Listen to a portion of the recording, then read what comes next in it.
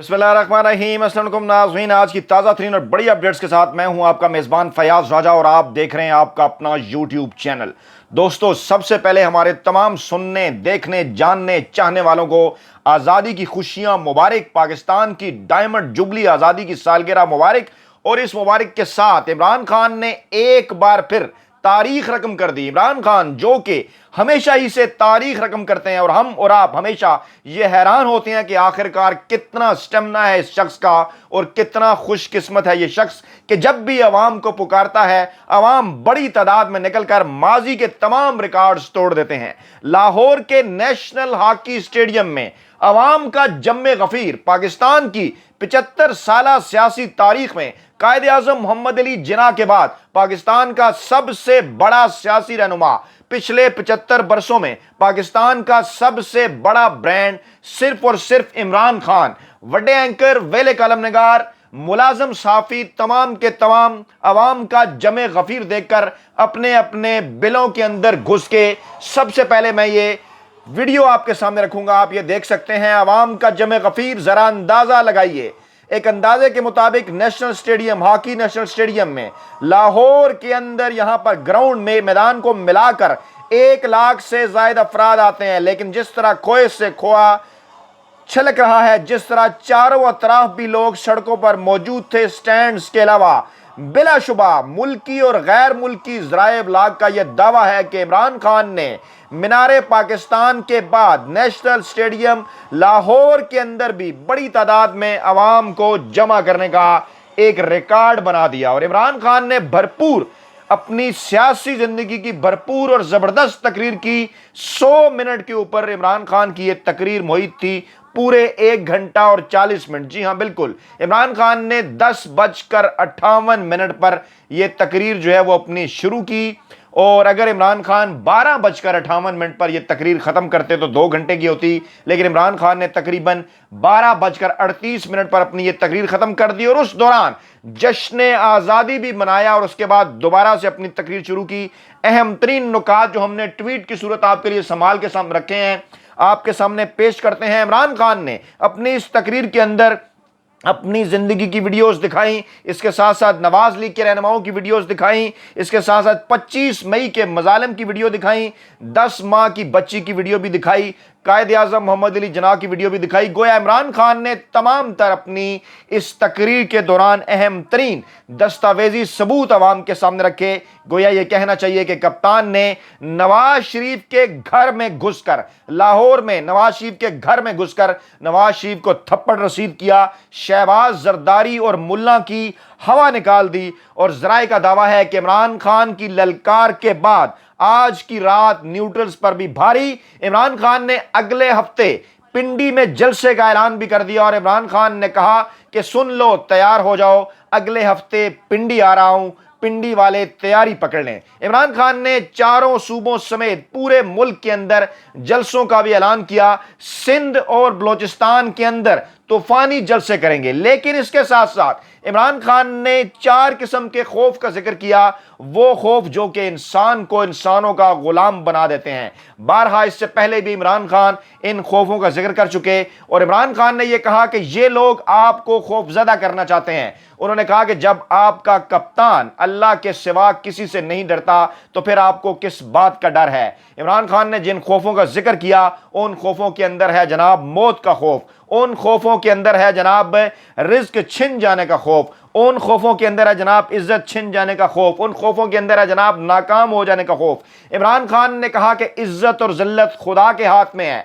मिसाल उन्होंने दी कि 26 सालों से उनके घटिया तरीन सियासी मुखालफीन उन पर घटिया तरीन हरबे उनके खिलाफ इस्तेमाल कर रहे हैं, उनकी किरदार कुशी कर रहे हैं और उनके ऊपर घटिया, नंगी, गंदी, झूठी किताबें लिखवाई गई। लेकिन आज जितनी बड़ी तादाद में आप, इमरान खान ने कहा, जितनी बड़ी तादाद में आप मेरी हौसला अफजाई के लिए आए हैं, ये बात यहीं से जाहिर हो जाती है कि इज्जत और जिल्लत खुदा पाक के हाथ में है। फिर इमरान खान ने कहा कि जिंदगी और मौत अल्लाह पाक के हाथ में है, जिंदगी और मौत का फैसला भी खुदा पाक करता है। अगर आज की रात मेरी मौत आनी है तो कोई इसे नहीं टाल सकता, और अगर अभी मेरी जिंदगी है तो फिर کوئی بھی میری زندگی نہیں لے سکتا۔ عمران خان نے کہا اس خوف کو بھی دلوں سے نکال دیجئے۔ پھر عمران خان نے اس بات کا ذکر کیا، عمران خان نے کہا جناب کہ عزت اور ذلت خدا پاک کے ہاتھ میں ہے، اور آپ کو کیوں اپنی عزت چھن جانے کا خوف ہے، اور جناب آپ اس خوف کے بت کو توڑ دیجئے۔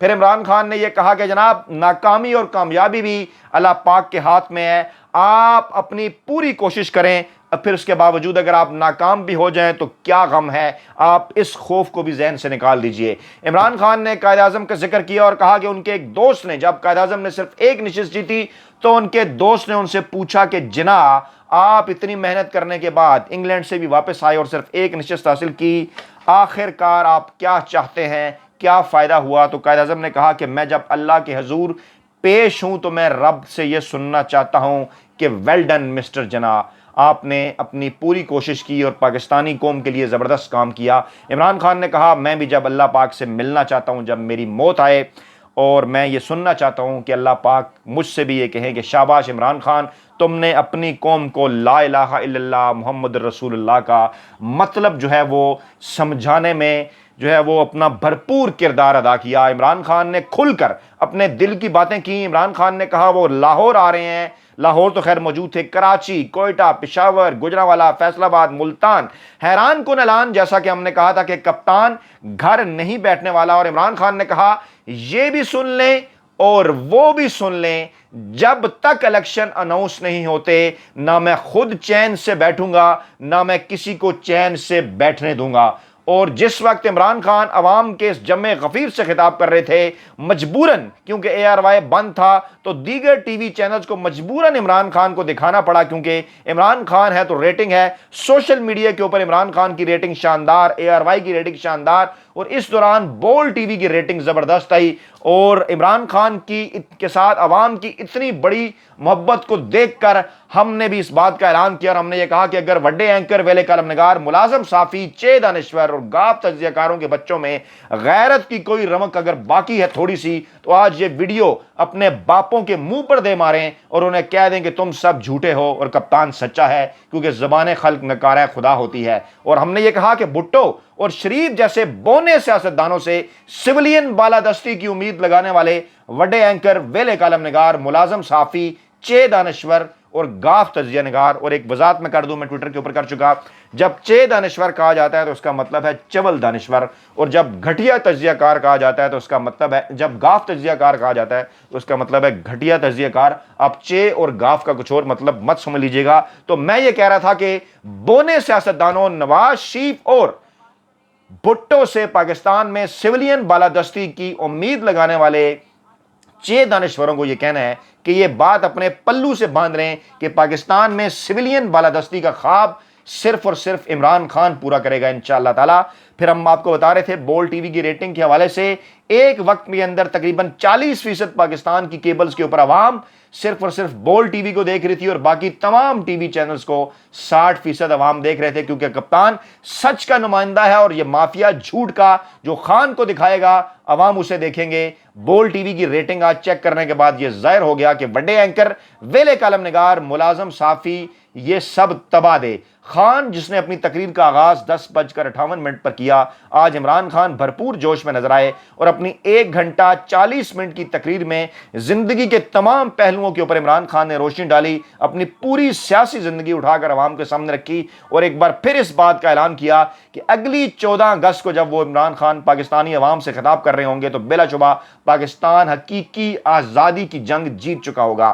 عمران خان نے کہا کہ امریکی ڈرون حملوں میں پاکستانی بچوں کو مارتے رہے مگر پاکستان میں کرسی پر چوہے بیٹھے ہوئے تھے۔ عمران خان کی اس تقریر کے دوران ایک حیران کن بات بھی ہوئی اور جس کے اوپر میرے ماموں بھی حیران ہوئے، میں نے ذکر بھی کیا، ٹویٹ بھی کیا کہ عمران خان کی تقریر کے دوران آئی ایس پی آر کا وضاحتی بیان سامنے آیا کہ سوات میں پی ٹی آئی کی کوئی سوات میں ٹی ٹی پی کی کوئی پیش قدمی نہیں ہوئی بلکہ سوشل میڈیا پر پروپیگنڈا کیا گیا۔ میرے ماموں حیران ہوئے اور انہوں نے کہا یہ سب کچھ تو 4-5 دنوں سے چل رہا ہے، آج اور اس وقت کیوں خیال آیا یہ وضاحت دینے کا؟ تو میں نے اپنے ماموں کو کہا کہ پتہ نہیں ماموں، یہ وضاحت دینے کی ضرورت اس وقت کیوں پیش آئی؟ اور جناب معاملہ کچھ یوں ہے کہ عمران خان جنہوں نے اس بات کا اعلان کیا کہ الیکشن تک چین سے نہیں بیٹھیں گے، انہوں نے ایک اور بات کا بھی انکشاف کیا. انہوں نے کہا عدلیہ کو تقسیم کرنے کی سازش ہو رہی ہے اور عدلیہ کے ججوں کو تقسیم کیا جائے گا تاکہ ملک کے حالات خراب کیے جائیں. پھر عمران خان نے یہ بھی کہا کہ سازش کی جا رہی ہے، عمران خان کو، پاکستان تحریک انصاف کو اور پاک فوج کو ایک دوسرے کے سامنے کھڑا کرنے کی سازش کی جا رہی ہے. عمران خان نے ایک مرتبہ پھر یہ واضح کر دیا. عمران خان نے یہ کہا کہ ہمیشہ سے وہ پاکستان کے اندر ایک مضبوط فوج کے حمایتی رہے ہیں اور آج پھر اس بات کا اعلان کرتے ہیں کہ پاکستان کے اندر مضبوط فوج پاکستان کے مستقبل کے لیے ضروری ہے. اور پاکستان کے اندر پاکستان کی سب سے بڑی سیاسی جماعت پاکستان تحریک انصاف بھی پاکستان کے لیے از حد ضروری ہے. اور بہت جلد وہ وقت آنے والا ہے کہ پاکستانی عوام کی مدد سے، اللہ پاک کی رحمت سے، ایک بار پھر عمران خان پاکستان میں کرسی اقتدار تک پہنچیں گے اور 2/3 اکثریت حاصل کرنے کے بعد اس ملک کو انشاءاللہ تعالی جمہوریت میں اس کو پروموٹ کرتے ہوئے پاکستان کو نئی ترقیوں کی جانب گامزن کریں گے. اپنا بہت خیال رکھیے گا، دعاؤں میں یاد رکھیے گا. نئی ویڈیو کے ساتھ جلد آپ کی خدمت میں حاضر ہوں گے. اللہ نے کے بعد.